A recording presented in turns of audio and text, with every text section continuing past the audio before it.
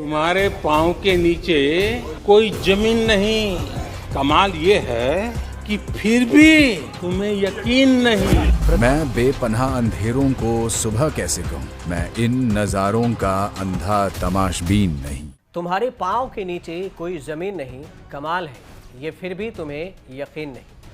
ये दो लाइन दुष्यंत कुमार की शायरी से ली गई है, जिसे सदन में प्रधानमंत्री नरेंद्र मोदी ने पढ़ा था।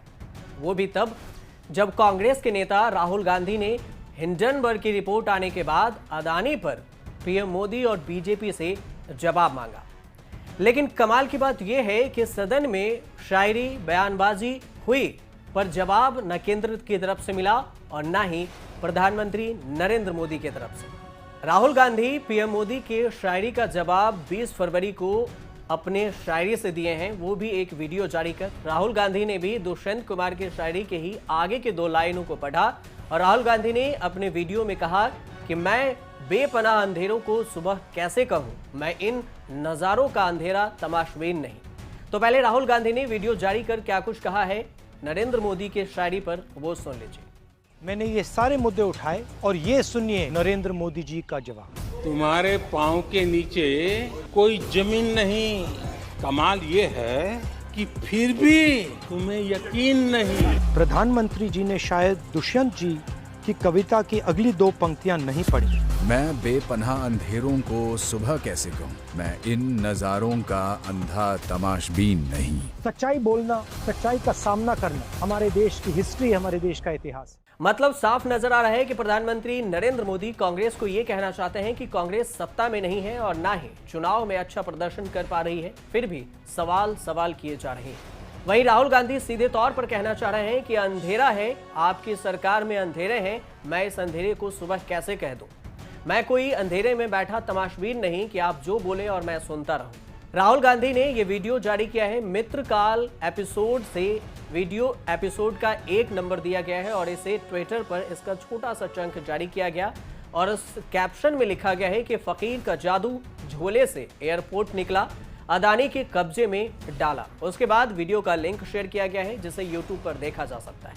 उन्होंने राहुल गांधी ने केंद्र पर आरोप लगाते हुए कहा कि मैंने अदानी के साथ प्रधानमंत्री नरेंद्र मोदी के संबंधों और भारत की संपत्ति की धांधली के बारे में सच्चाई की बात की, लेकिन मेरी सभी टिप्पणियों को संसद के रिकॉर्ड से हटा दिया गया। लेकिन अब सवाल यह उठता है कि आखिर ये विवाद है क्या। दरअसल सदन में राहुल गांधी ने मोदी और अदानी की एक तस्वीर को दिखाते हुए कहा था कि कभी अदानी के प्लेन में मोदी जाते थे, अब पीएम मोदी के प्लेन में अदानी जाते हैं। हालांकि सदन से राहुल के इस स्पीच को हटा दिया गया, जिस पर राहुल गांधी ने कहा कि मैंने कोई गलत बयानबाजी नहीं की। राहुल गांधी को जवाब देने के लिए नोटिस भी मिला था, जिसका जवाब 15 फरवरी को राहुल गांधी ने लिखित में सदन में पेश भी किया। एक लिस्ट आती है दुनिया के सबसे अमीर लोगों की, इस पे ये 609 नंबर पे थे 14 में।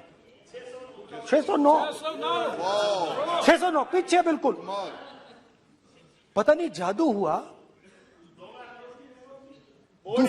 दूसरे नंबर पे पहुंच गए। मोदी है तो मुमकिन है। तो पार्लियामेंट हाउस में मैंने नरेंद्र मोदी जी और अदानी जी के रिश्ते के बारे में सच्चाई बोली। हिंदुस्तान के धन को किस प्रकार लूटा जा रहा है, यह सच्चाई पार्लियामेंट के रिकॉर्ड से मिटा दी गई। बिना एक्सपीरियंस के कोई भी बिजनेस शुरू करना और उस बिजनेस में देश के सबसे बड़े कॉन्ट्रैक्ट उठा लेना, प्रधानमंत्री जी ये जादू सिर्फ अदानी जी के लिए थे। हिंडनबर्ग की अपनी रिपोर्ट में दावा किया गया था कि अदानी ग्रुप के लिस्टेड 7 कंपनियां 50% ओवर वैल्यूड हैं। रिपोर्ट में यह भी दावा किया गया कि अदानी समूह दशकों से स्टॉक हेरफेर और मनी लॉन्ड्रिंग में लगा हुआ है। इस रिपोर्ट के बाद से ही अदानी ग्रुप के शेयरों में भारी गिरावट दर्ज की गई है। कंपनियों का मार्केट कैपिटलाइजेशन घटकर आधा हो गया है। हिंडनबर्ग की यह रिपोर्ट 24 जनवरी को आई थी और 140 पन्नों की इस रिपोर्ट में अदानी ग्रुप को हिलाकर रख दिया। इसके बाद से अदानी ग्रुप के शेयरों में भारी गिरावट जारी है और आंकड़े को अगर देखें तो 24 जनवरी से 20 फरवरी तक 27 दिन के अंदर गौतम अदानी की दौलत 77.3 बिलियन डॉलर कम हो गई है। हिंडनबर्ग रिसर्च की रिपोर्ट के बाद से अब फोर्ब्स ने भी अपनी एक रिपोर्ट जारी किया है। फोर्ब्स अपनी रिपोर्ट में गौतम अडानी के बड़े भाई विनोद अडानी को लेकर बड़ा दावा किया। फोर्ब्स की रिपोर्ट को हिंडनबर्ग ने भी ट्विटर पर रीट्वीट किया। इस रिपोर्ट में दावा किया गया कि अदानी ग्रुप के प्रमोटर के स्टॉक को कर्ज के लिए गिरवी रखा गया। रिपोर्ट के मुताबिक विनोद अडानी की एक कंपनी के सिंगापुर यूनिट ने एक रूसी बैंक से कर्ज के लिए अडानी के प्रमोटर से $240 मिलियन के स्टॉक को गिरवी रखा है। कुल मिलाकर अदानी को बचाने का आरोप विपक्ष मोदी सरकार पर लगा रही है और जवाब मांगा जा रहा है कि बीजेपी इस पर जवाब दे। मोदी जी अदानी के बारे में बताएं कि उनके पास इतनी जल्दी इतना संपत्ति कैसे आ गया। आरोप और प्रत्यारोप जारी है, लेकिन बात शायरी से शुरू हुई थी, तो जिस शायरी को पीएम मोदी और राहुल गांधी बोलकर एक दूसरे पर आरोप लगा रहे हैं, जैसे दुष्यंत कुमार जी कुछ इस अंदाज में लिखे थे कि तुम्हारे पांव के नीचे कोई जमीन नहीं, कमाल है कि फिर भी तुम्हें यकीन नहीं। मैं बेपनाह अंधेरों को सुबह कैसे कहूं, मैं इन नजारों का अंधा तमाशबीन नहीं। तेरे जवान है झूठी जहूरियत की तरह, तू एक जलील सी गाली से बेहतरीन नहीं। तुम्ही से प्यार जताएं, तुम्ही को खा जाएं, अदीब यूं तो सियासी है पर कमीन नहीं। तुझे कसम है खुदी को बहुत हलाक न कर, तो इस मशीन का पुर्जा है, तू मशीन नहीं।